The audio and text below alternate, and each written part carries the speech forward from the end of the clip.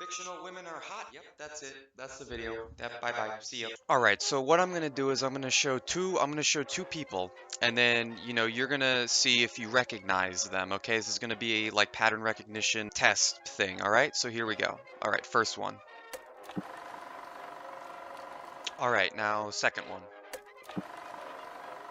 You nasty fucker, I see what you be getting up to. Alright, let me explain who these people are. Josephine Cochran invented and manufactured her first successful hand-powered dishwasher. Pretty important stuff. And this is Zhu Yang, commonly known for things like... Before I continue this video, let's just go over real quick what a Gooner is, okay? Somebody who likes really sexualized stuff and touches their...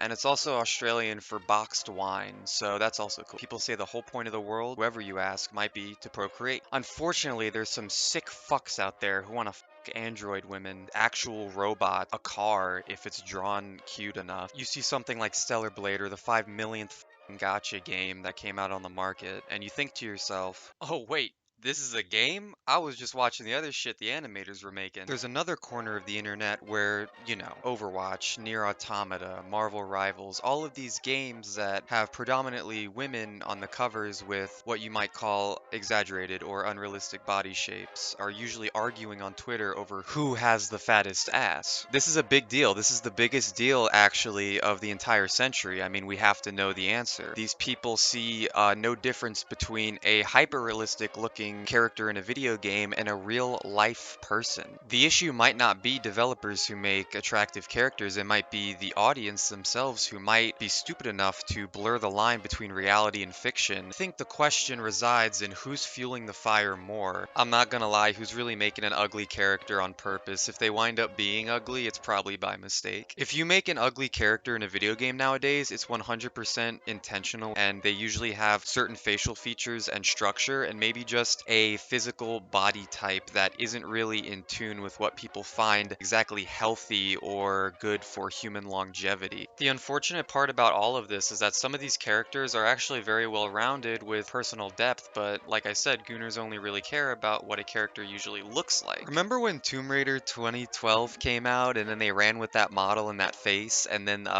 people just started calling her incredibly ugly? They were doing that with the newer Tomb Raider at the Game Awards of 2025. Let's do a little history lesson, shall we? When people think of Greeks, they probably think of mythology. Zeus. The Greeks didn't have Twitter, so they had to garner their own mindsets on what a perfect body looked like. In modern day, we know that these body types have good reasoning why some find them attractive more often and some don't. When it comes to purposefully beautiful versus purposefully disgusting ugly creatures, who would you find most attractive in a fictional medium? Would you find somebody like Nicole Damara more attractive, or fucking Nurgle? Sex appeal has existed in every single form of media for as long as you can imagine, and it really shouldn't be a cornerstone of a character, and if it is, it has to be done very well. Games are a form of medium, and sex sells in that medium. I guess the only issue is whether sex is the only thing the game has to sell. Basically, the bar for Gooner games is so low to be called one that all you need is like an attractive woman on the cover, and then that's it, it's a Gooner game. And morally, I'm better than you, actually, now that I think about it. Have skins that you can unlock in these games that usually just make them more revealing and almost as a reward for playing the game a certain way. Realistically, comic book depictions of women were never exactly flattering and were quite objectifying. More often than not, a character's beauty is a first impression, and then you learn about their human nature later on. But if there is no human nature to begin with in these characters, then they are just one-dimensional and boring.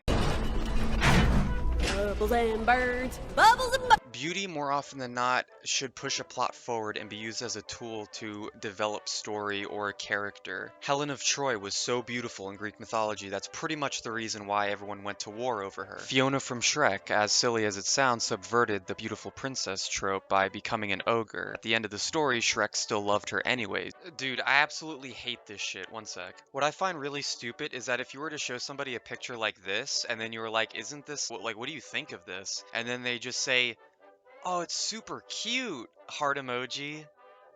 It's fucking cute. Shut the fuck up. Is that what you call it? There's a lot of words I'd use to describe a character that is half naked all the time, and cute is kind of at the bottom of the list of the ones I'd use. Plot-driven attractiveness feels like it's getting lost. I mean, somebody like Ada Wong, who was created many years ago, was attractive on purpose in order to almost disable Leon's trust, or the classic sexpionage trope. But the issue is that kind of gets lost in translation sometimes, and it usually ends up with the Gooner community talking like this. I would fuck the citizenship out of that Chinese. Escapism in forms of media is not really exactly immoral or wrong off the get-go, but I think escapism into a sexual fantasy without an exit ramp is even worse, and probably the main issue. These people trap themselves in these sexual delusions with fake people. You're able to climb out of that, then it's still bad, but it's different. Fast food sells because it's engineered to. If a lot of audiences like hypersexualized characters, then studios begin to notice and tailor their character appearances based on what people usually like. A game can be cutesy and quirky and flirty and sexy, and it could still garner respect and a lot of love, but the difference between that and Gooner games is that they really don't want your respect, they just want viewer retention and replayability for the wrong reasons. Normally in real life you can find a very beautiful person and then they have a rotten personality, and that immediately can turn you away from them. However, in the Goonerverse, this doesn't really matter too much, as the Gooners are only really looking at their physical appearances. It goes without sway. Give a man a fictional character and thigh highs, and you will feed him for life. There's a balancing issue from all angles. Developer makes a villainous woman bad, but they're so big! They're huge! I will end this video on two notes. One, by saying that my Zesty Coil voice lines video is still blowing up steadily, and the comments are basically a Gooner audience. Knowing the character, why are people thirsting over him like that? He's actually just like a terrible person, canonically. What defines a Gooner character then? Because this person's obviously terrible, and then just has like a raspy like country voice. And then second, if you just don't use Twitter, or if you delete it, 90% of all these problems that I've even mentioned in the video just go away.